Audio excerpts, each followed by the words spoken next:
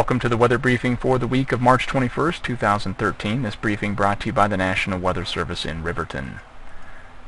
Taking a look at the snowpack water content as a percent of median across the state as of Thursday, March 21st, we'll note that the southern half of the state generally at or below 80%, in some locations almost as low as 60%, while to the north still hanging on to some low 90s.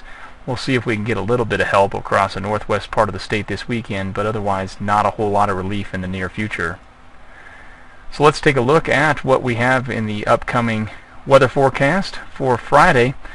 Let's take a look first of all at the temperatures are indicated on this map with the warmest temperatures in red and orange, coldest in the purples, and even, yes, some white up here. It looks more like January.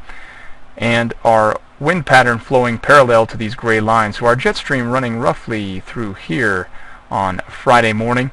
Notice some very cold temperatures coming down into Wyoming associated with this low pressure system. As it drops in from the north, that'll bring some unseasonably cold temperatures to the region. Some snow showers, especially during the afternoon hours as the atmosphere becomes more unstable, and as we put there, it'll feel more like January than March as we head on through the weekend. On Saturday, unseasonably cold with 15 to 25 degrees below normal. So instead of being around 50, we may be only in the mid-20s for areas east of the Continental Divide. To the west, still below normal for this time of year. So that cold northerly flow continues as this ridge to our west pumps the jet stream up and over the eastern Pacific Ridge down across the Intermountain West and bringing much colder temperatures to this region. We'll have a low pressure system that drives to our south. That'll pull in some colder air and some little bit of upslope snow across the central basins Friday night and early Saturday. Looks like there might be a favored period of some upslope snow at that time. Otherwise, just again, continuing chance of snow showers throughout the area, especially in the mountains of the northwest and the north. And the refrain doesn't change much on Sunday. Again, still 15 to 25 degrees below normal. Low pressure that was to our south now moves off into the plains, while the larger low up to the north across southern Saskatchewan and also northeast Montana just kind of hangs out there, giving us continued cold conditions. Again, the northwest mountains and the northern mountains will have the best chance of snow showers on those days. Otherwise, not a whole lot else going on Sunday as things start to wind down. As we take a look at the total water precipitation, this is what would melt out of the snow. This is the water content from Thursday night through Sunday. Enough moisture to generate some good widespread snowfall in the mountains. We're looking at anywhere, it's a maximum of around 4/10 of an inch in the Bighorns, 5/10 of an inch to the northwest over the Absarokas, Teton, Gros Ventre, Wind River, and the Yellowstone National Park area. Enough to generate 5 to 10 inches of total snowfall during that period, so by late Sunday.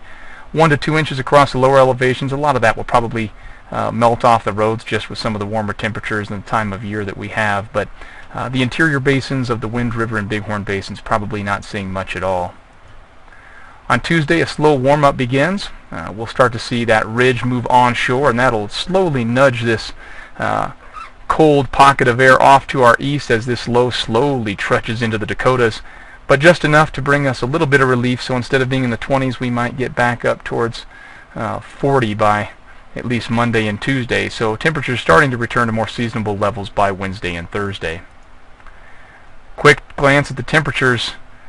Good golly, folks, Saturday and Sunday again here in the mid to upper 20s. That would be colder than some of our January average temperatures, where in the last few weeks we've been up towards 50 and warmer. We won't have that, but you do see that there is some relief in sight as we start to head back towards, on a good track by the time we get to the middle of the week, some more seasonable temperatures. The 8 to 14 day outlook, it looks like there might be a low pressure system that gradually tries to come on shore over the desert southwest, so we see that above normal precipitation here and below normal temperatures. Otherwise, returning to near normal on both the temperature and precipitation outlooks as we head into early April across Wyoming. Folks, spring burning season is upon us. We've had a few that have already gotten out of control across western Wyoming. Don't let that happen to you. Check out our ag burning website that you can see here. Please feel free to call us anytime at 1-800-211-1448 and get the latest up-to-date information, or on your smartphone, mobile.weather.gov. Thank you for joining us.